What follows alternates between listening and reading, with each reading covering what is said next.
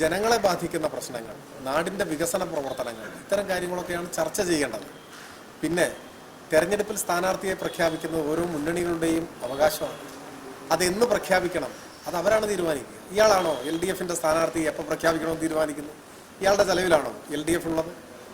2-ാം തീയതിക്ക് മുൻപ് സ്ഥാനാർത്ഥിയെ തീരുമാനിച്ചാൽ മതി. അതാണ് ഇലക്ഷൻ കമ്മീഷൻ തീരുമാനിച്ചിരിക്കുന്നത്. ഇയാൾ ഇലക്ഷൻ കമ്മീഷനേക്കാൾ വലിയ കമ്മീഷനാണ്. ഞങ്ങൾ മുൻപേ പറയുന്നുണ്ട്, ഞങ്ങൾ 30-ാം തീയതിയാണ് സ്ഥാനാർത്ഥിയെ പ്രഖ്യാപിക്കുക.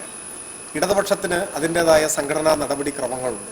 ഞങ്ങളുടെ ഘടകങ്ങൾ വിവിധ തലത്തിൽ ചേർന്ന് ചർച്ച ചെയ്ത് യോജിച്ച് ഒരു തീരുമാനമുണ്ട്.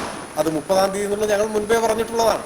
അപ്പം നിങ്ങളെന്താ പ്രഖ്യാപിക്കാത്തതെന്ന് ചോദിക്കേണ്ട കാര്യമില്ല. ഇനി ആദ്യം തെരഞ്ഞെടുപ്പിൽ സ്ഥാനാർത്ഥിയെ പ്രഖ്യാപിച്ചത് എന്തോ നേട്ടമായിട്ട് ഇക്കൂട്ടർ പറയുന്നത് ജാള്യത മറക്കാനാണ്. ആദ്യം പ്രഖ്യാപിച്ചത് എന്തിനാണ്? കോൺഗ്രസിന് അങ്ങനെ പ്രഖ്യാപിച്ചേ മതിയാകൂ.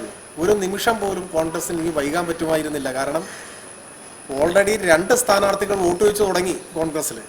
അപ്പോൾ പെട്ടെന്ന് ഒരാളെ പ്രഖ്യാപിച്ചിട്ടില്ലെങ്കിൽ ഇവിടെ സ്ഥാനാർത്ഥികളുടെ എണ്ണം കൂടും, പിന്നെ പിൻവലിപ്പിക്കാൻ കഴിയാതെ വരും, തമ്മിലടിയാവും, കത്തിക്കുത്താവും. അത് ഒഴിവാക്കാൻ എത്രയും പെട്ടെന്ന് അവർക്കൊരു സ്ഥാനാർത്ഥിയെ പ്രഖ്യാപിച്ചേ മതിയാകൂ. അതാണ് സ്ഥിതി. എന്നാൽ ഇടതുപക്ഷത്ത് അങ്ങനെയല്ല. നല്ല യോജിപ്പാണ്, ഒറ്റക്കെട്ടാണ്. ഇവിടെ തമ്മിലടിയില്ല, സ്ഥാനാർത്ഥി മോഹികളില്ല, ഇവിടെ ആരും വോട്ട് ചോദിച്ചു തുടങ്ങിയിട്ടുമില്ല. അതുകൊണ്ട് ശരിയായ സമയത്ത് ശരിയായ സ്ഥാനാർത്ഥിയെ പ്രഖ്യാപിക്കും. അതിന് UDFിൻ്റെ ചീട്ട് വേണ്ട. ഇത്തരത്തിലുള്ള ആളുകളുടെ ജൽപ്പനങ്ങളെ ഞങ്ങളൊന്നും മുഖവിലേക്ക് എടുക്കാറുമില്ല.